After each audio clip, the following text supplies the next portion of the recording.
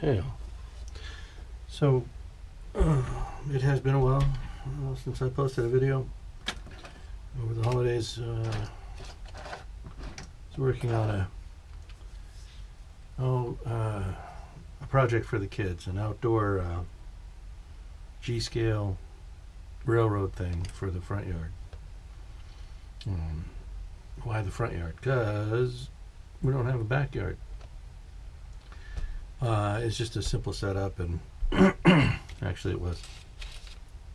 It took a while to do, but that was a project. And then the other project I'm currently working on is a dollhouse for my granddaughter, and that's a project in and of itself.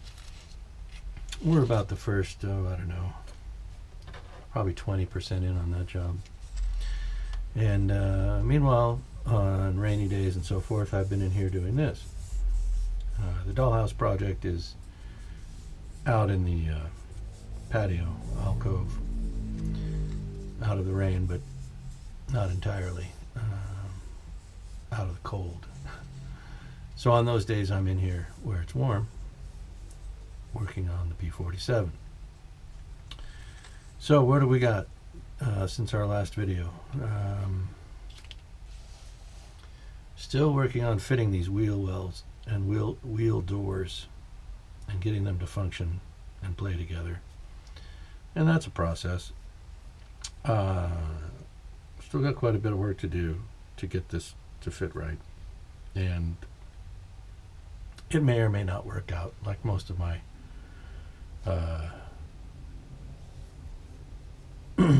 ambitions when it comes to these things. Sometimes they work and sometimes they don't. But we're going to keep working with it and see if we can't get it over the hill. What else? So, where is it? Right in front of me. The canopy bow. I'm working on this part now just to try and get it to the right sort of shape.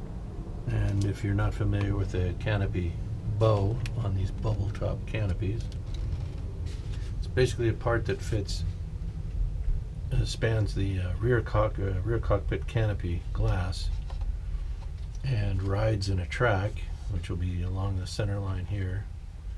This little box track with a groove through the top of it, so that the pin on the bottom of the canopy bow can ride along in that groove. It'll track along in here. This is still not cut to length, it's extra long, the pin or post. But when this is inserted into the canopy proper, it does a couple of things. It gives a certain strength and rigidity to the shape of the bubble top canopy, and it allows it to track along in that track and keep the canopy centered as you slide it in and out. It's not going to be swinging like this back and side to side. It will just stay in that track, and that'll help. Now again, I haven't separated the canopy from the windscreen yet. That's not going to come for a while. That step is down the road. But I did want to get the part and get the track and figure out exactly where it is to sit. Obviously it needs to look scale to a degree, so that'll have to yet be determined exactly where. But I believe it, if I'm not mistaken, it should come right up to the back of the armor plate. Not straight, not all the way to the armor plate. I'm trying to get the canopy off so I can point to what I'm saying. So we pull the canopy off, and then you can see that the track probably going to sit something like this. And again, it's overlong too. It hasn't been cut, hasn't been measured or cut yet. But it should come pretty close to this region. What I'm thinking though is that it, where the bow is, when the canopy's all the way full forward, the bow is somewhere around here. So that's where the track needs to begin as far as the cutout. So what'll probably happen is I'll cut it somewhere like there, remove this section, and that way it'll sit right up where it needs to be. Anyway, you need to actually probably see me doing it to know what I'm saying, but that's what I'm saying. I'm creating a couple more black boxes for the cockpit. There's the switch panel with the lighting controls, and both the cockpit lighting and the aircraft navigation strobe and landing lights switches, and that's one of the boxes. And the other one, I think, is the radio and what do they call it, the IFF, information friend or foe. So we should have both of these boxes along the starboard side, and then I think the port side's already done. I have to put anything else in that side, but these two boxes, I made 3 just in case I like the shape of one or the other better, or if I do a better job removing the wood grain on one or the other, then those will be the ones I use. The two out of the 3 that are the best will be used. And shape, the size is important too. We want to make sure we get the scale appropriate sizes on these. So that's what those are. So we've got the canopy bow. We've got a few more black boxes to put in. Wheel covers. Those are almost ready for paint. Actually, they're more than ready for paint. In fact, the wheels can probably be primered and then painted with the black or black rubber look. The cowl flaps, or the bonnet, I guess, more than one crew chief thought that the cowl flap ring around the cowling looked like a war bonnet. So you got a lot of nose art having to do with Native American motif, because it kind of does look like a war bonnet, especially when it's been slotted and the individual flaps are delineated. So what I'll be doing here on this part, you can see that it begins and ends right above the engine exhaust flaps there. And what I need to do, since that's not a proper look, well, let me explain. So this part will be attached to the airplane like so. And what that means is that as far as the cowling versus the fuselage, the cowling is all of this, and it does not have this hard raised line going around it.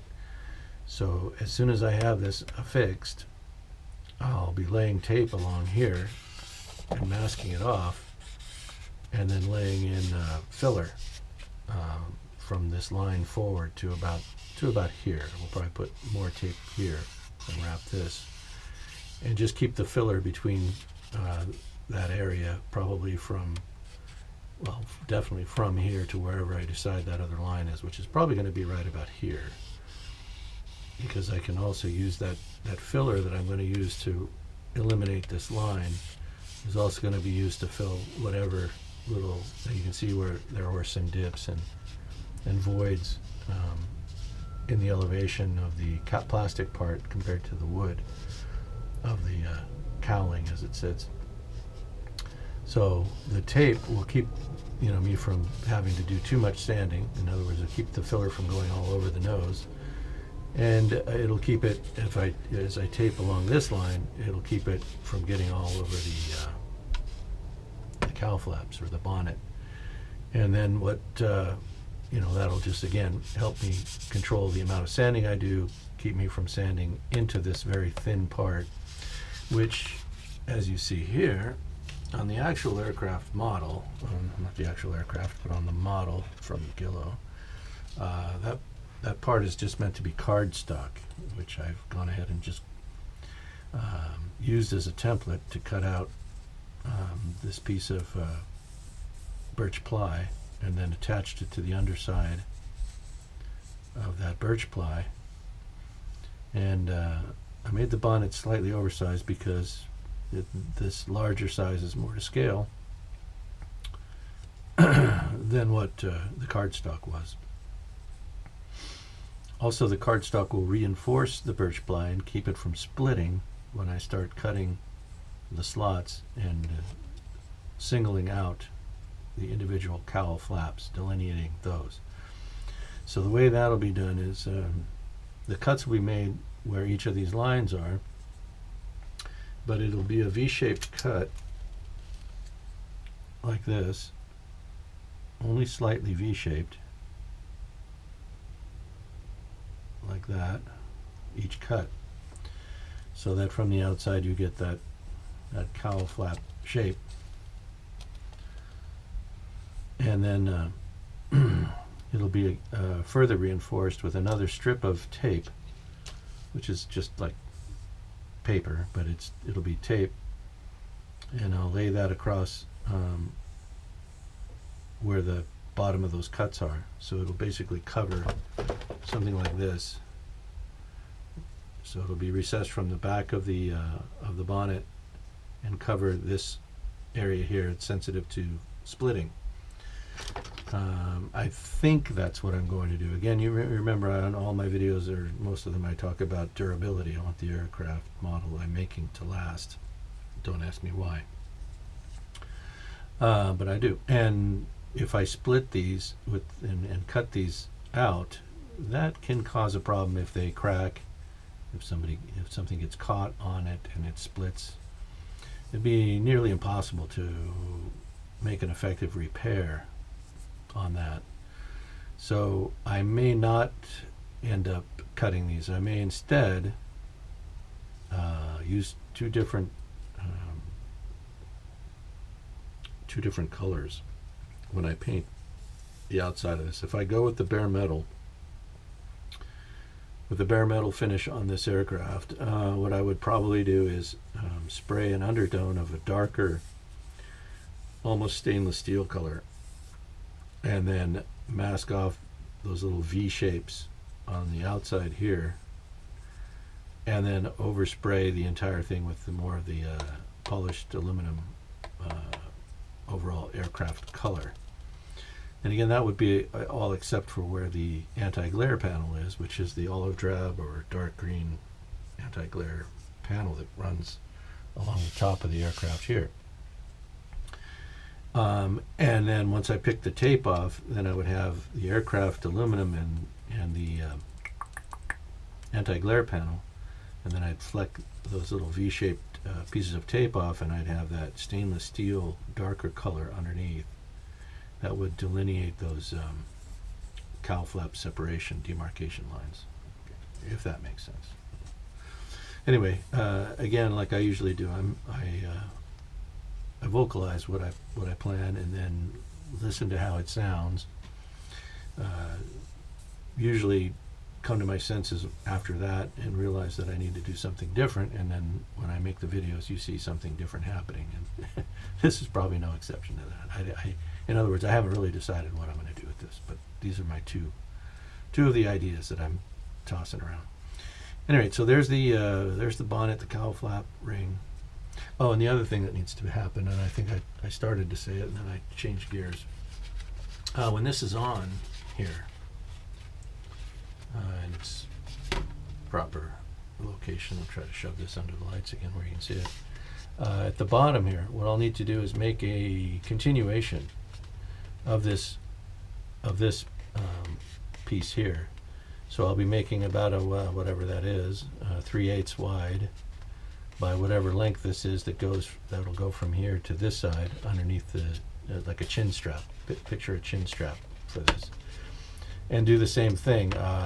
We'll wrap around entirely the circumference entirely with tape, about a 1/16 of an inch behind this line, and then use filler all the way around and again, mask it off the plastic to about here, so that none of the filler gets out here. It's just in this strip. There'll be filler, and then we'll sand that down. And the reason for that is if you look at the aircraft and photographs, the actual airplane, you'll see that this back line does go all the way around the airplane. That's the cowling, edge of the cowling. So if I ended it, in other words, if I don't add that chin strap and I just do this, leave it like this, and flush this in, and sand, put filler just here, and just sand it flush, and all that, it won't look correct. There will be nothing down here to delineate the bottom of the cowling where it attaches to the airframe. So I'm going to have to make that chin strap. The Guillows kit does not provide for that. In other words, there's no piece of cardstock to finish this ring. So it'll be a simple matter of just laying a piece of my own cardstock down here, and then you know, drawing the lines on it where it needs to be, and then cutting that, making my own chin strap out of the birch ply using the template that I'll have to create. Okay, so there's that. Where does that leave us? Canopy bow, the boxes, the cowl flaps, where we are with the landing gear, still trying to get the doors to fit properly. I'm not going to demonstrate that now. Oh, the gun barrels. I've got the rest, all of the gun barrels now fabricated. So you can see these are the locking ones. These actually lock the gear in place, either up or down. The rest are going to be fitted and fixed. Right now they're just fitted. They're not glued in yet. They're not fixed. But this is what they'll look like. And then all 8 guns, as far as the barrels, gun barrels, all 8 gun barrels have been fabricated now. So that's good. Right. So flaps are working. Got the flaps posable. The gear should be posable. And the canopy should be posable. All the 3 features that I was going to incorporate into this build so far are still go for launch. So we got that. Oh wow, that's getting worse. Right, so I think that's it for this video. I'll be just doing bits and